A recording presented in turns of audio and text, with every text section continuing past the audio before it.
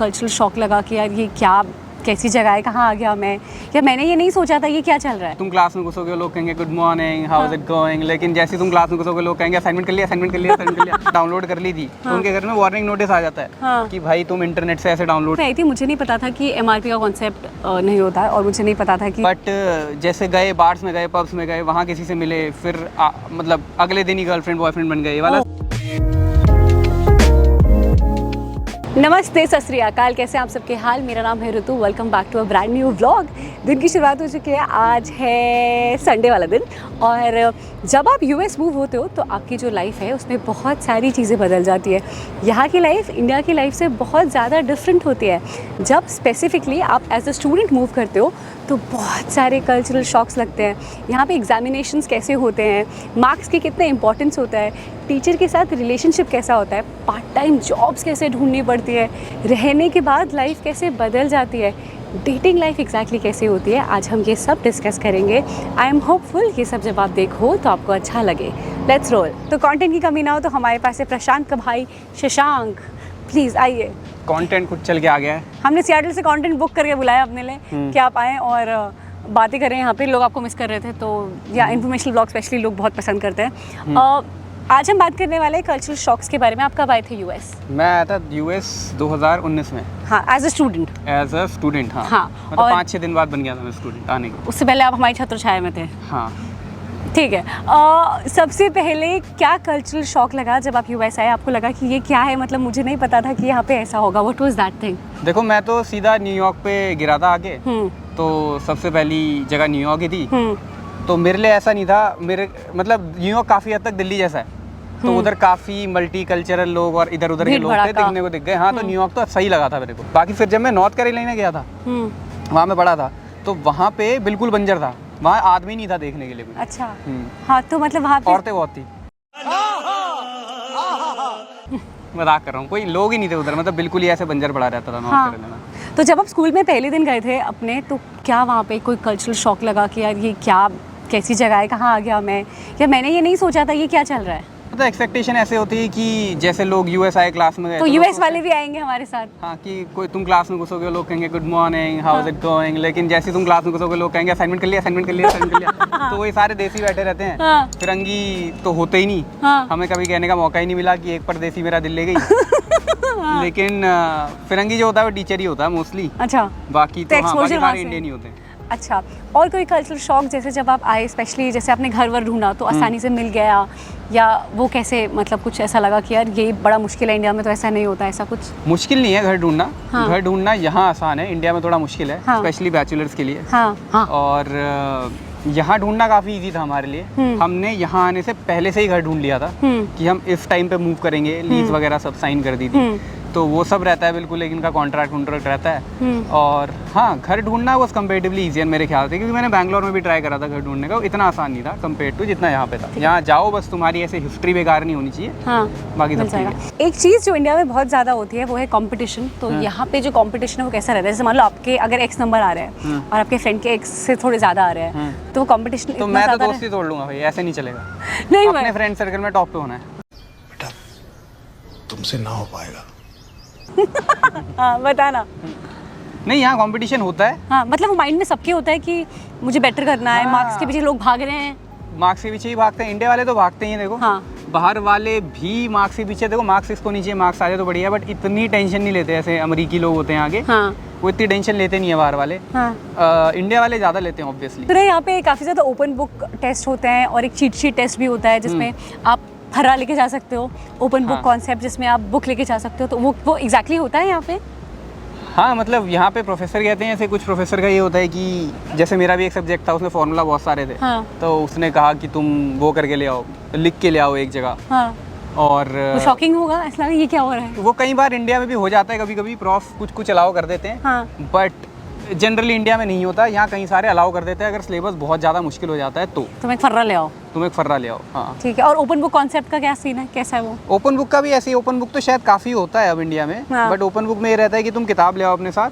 उसमें से देख के कर लो। हाँ, वो क्वेश्चन देता है, वो मतलब बेसिकली एक तरीके से हो गया तुम्हारे बस की है तो देख के कर लो टाइप। वो होता नहीं इतनी आसानी से। ठीक है, देखो इंटरनेशनली मूव करना अपने आप में एक टास्क होता है। It is like starting a new life and मैंने मल्टीपल टाइम्स किया है and I know it's a task. अगर आप इंडिया टू यूएस मूव करना चाहते हो या फिर आप यूएस टू इंडिया मूव करने वाले हो और आपको समझ नहीं आ रहा कि सामान कैसे मूव करना है, तो आप definitely SFL world wide try कर सकते हो।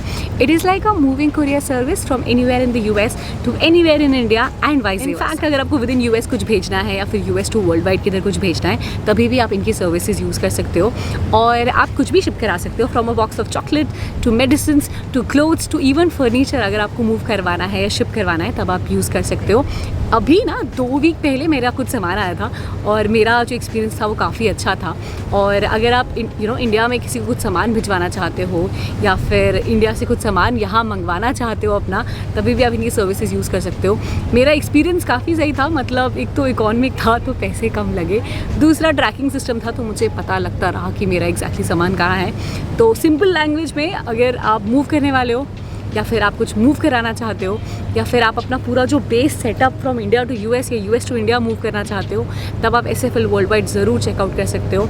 लिंक होगा डिस्क्रिप्शन में, एक नंबर यहाँ फ्लैश होगा, ज़रूर चेकआउट करना। ये पता है बहुत सारे कल्चरल शॉक्स होते हैं। जब मैं यहाँ पे आई थी मुझे नहीं पता था कि MRP का कॉन्सेप्ट नहीं होता है और मुझे नहीं पता था कि गाड़ी में ऐसे हॉन्क नहीं मारना होता है। आपके पास कोई ब्लॉगर नहीं होगा ना अलबेली टाइप? हाँ ऑफ कोर्स।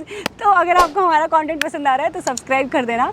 और ये जो बहुत सारे कल्चरल शॉक्स हैं, जब आप यहाँ आओगे उसका एक डिटेल वर्जन वीडियो भी लिंक इन डिस्क्रिप्शन में है, जाके देख ज़रूर सकते हो। मतलब मोस्टली लोग करते हैं क्या पार्ट टाइम जॉब? मतलब पैसे के लिए करते हैं, इंडिपेंडेंस के लिए करते हैं, क्यों करते हैं?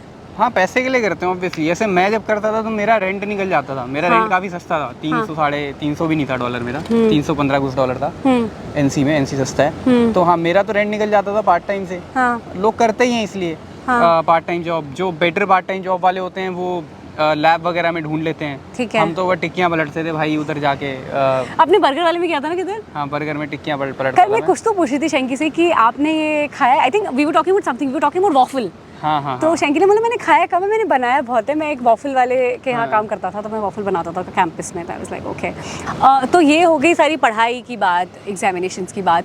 और क्या कॉलेज लाइफ में डिफरेंट था जो आपको ऐसा लगा कि मतलब ये मेरे लिए बड़ा कल्चरल शॉकिंग है, इंडिया में तो ऐसा नहीं होता? What was that? लड़कियाँ कैसी? नहीं, मजाक कर रहा हूँ। पार्ट टाइम जॉब्स हो गई। हाँ। और ये हो गया आपका ये टीचिंग असिस्टेंट आर शिप वगैरह हो गई। हाँ। जो इंडिया में बहुत सारे कॉलेजेस में नहीं होती। हाँ। और ये हो गया बच्चे अपने खुद के खर्चे निकालते हैं। हाँ।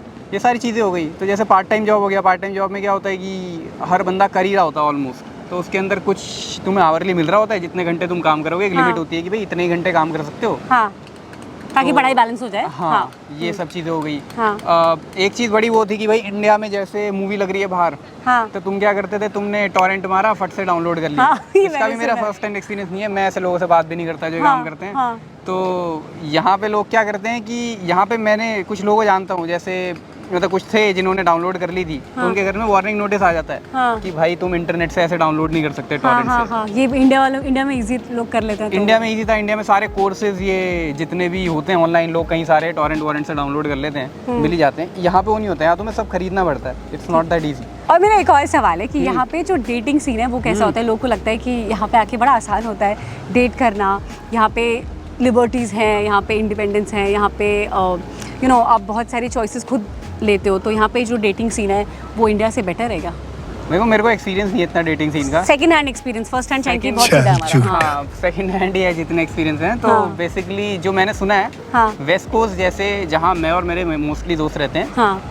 अब वहाँ पे क्या होता है, इंडियंस तो मिल ही जाते हैं बहुत इजीली डेटिंग ऐप्स पे, बट इंडियंस को ये बाहर वाले लोग नहीं मिलते। हाँ। और कई सारे लोगों में तड़प होती है कि बाहर वाले लोग मिल जाएं। हाँ। रहा नहीं जाता वाला सीन रहता है। हाँ। रहा नहीं जाता, तड़प ही ऐसी है ना। तो नहीं मिलते। बट यहाँ पे अगर तुम सुनोगे तो यहाँ बहुत लोग हैं। न्यूयॉर्क में। हाँ, मैं इधर उधर ही सुनता रहता हूँ। अभी कल परसों बात चल रही थी, यहाँ बहुत लोग हैं जिन्होंने काफ़ी लड़कियाँ सेट करके सटा के ले गए। हाँ। तो हाँ, मतलब स्टेट टू स्टेट डिपेंड करता है डेटिंग का। बट यहाँ इन जनरल ये रहता है कि चीज़ें काफ़ी ओपन है। People are more open to date, people are more open to have a conversation. हाँ। ऐसे एक दूसरे के घर जाना और बार्स में जाना, ये सब चीज़ें तो बहुत कॉमन है। अच्छा।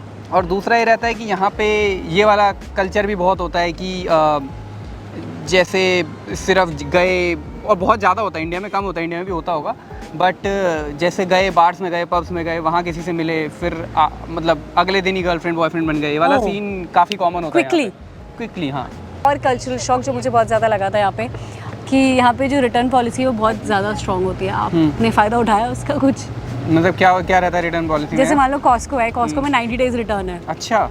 जैसे आपको पता ही नहीं है, तो कॉस्को यहाँ पे रिटर्न पॉलिसी बहुत स्ट्रांग होती है। जैसे इंडिया में कैसे आपने लाइफस्टाइल से कुछ सामान खरीदा और फिर आपको उसको वापस करना है, तो आपको क्रेडिट नोट दे देंगे कि आपको वापस करना है। मेरे को एक रिसेंटली कोई बता रहा था, वो क्या करता है, वो ऐसा बंदा है, मतलब ऐसा तो होना ही नहीं चाहिए किसी को भी, वो कपड़े लेता है, वो टैग नहीं उतारता, मैंने सुना है, तो ऐसे किसी स्टूडेंट ट्रिप लोग पे जाता है और वो फोटो खिंचाता है और वो रिटर्न कर देता है। मैंने ऐसे स्टूडेंट लोग देखा है कि मैंने सुना है, it's not right, it is not right. मेरे लिए एक और कल्चरल शॉक था जब मैं आई थी, आई डोंट नो आप कितना रिलेट करोगे एज अ स्टूडेंट, कि यहाँ पे वेजिटेरियन ऑप्शंस कम होते हैं। तो मैं मैकडॉनल्ड चली गई और फिर मुझे लगा वहाँ मैं मैक वेजी खाऊंगी या फिर मैं आलू टिक्की खाऊंगी, और वो अभी तक मैं खा नहीं पाई। मतलब अक्रॉस बहुत सारी कंट्रीज में देखा है, नहीं मिलता। आई थिंक यूरोप में 1-2 जगह मिल जाता है, आई थिंक मुझे याद नहीं, शायद बुडापेस्ट या किधर तो मिलता है। लंदन में मिलता है मैकडी में वेज मिलता है, बट वो वाला वेज नहीं होता। It's like vegan veg, it's not aloo tikki और मैक स्पाइसी पनीर। मैं तो ग्रीन समझ के बीफ बर्गर खा गया था एक बार यार, और फिर मुझे ग्रीन उसमें बना हुआ था ऐप में, उसके नीचे ग्रीन। मुझे लगा यहाँ वैसा फंडा नहीं होता कि ग्रीन है तो वेज है, ग्रीन रेड। हाँ। यहाँ वी और कुछ अलग लिखा रहता है वीगन के लिए। तो खाया? हाँ, तो मैंने खाया भी, फिर मैंने पता कब चला? थोड़ी देर बाद पता लगा। शुरू में तो मज़ा आ रहा था, हाँ। लेकिन फिर थोड़ी देर पता लगा हाय क्या खा लिया, उल्टी सी आने लग गई, फिर देखा क्या है ये, हाँ ये तो आलू टिक्की नहीं है। इनफैक्ट चीज़ बर्गर यहाँ बहुत ज़्यादा लोगों को पता नहीं है कि चीज़ बर्गर्स यहाँ पे वेज बर्गर्स नहीं होते, चीज़ बर्गर बीफ बर्गर्स होते हैं, तो वो बड़ा अलग रहता है। आप जाके बोल दोगे बड़ा आसान से 1 चीज़ बर्गर, तो ऐसा नहीं होता। अफोर्डेबिलिटी में कोई शॉक्स लगे, जैसे मतलब आप किधर जा रहे हो, तो जैसे इंडिया में चीज़ें आप अफोर्ड कर सकते हो, यहाँ नहीं कर सकते, तो थोड़ा ऐसा लगा कि मतलब ये कहाँ गए हम, ऐसा लगा। बिल्कुल लगा, शौक लगे। दूध लेने गए वहाँ, यहाँ दूध 20 रुपए का मिलता था इंडिया में, वहाँ लेने गए तो $4 का, शौक।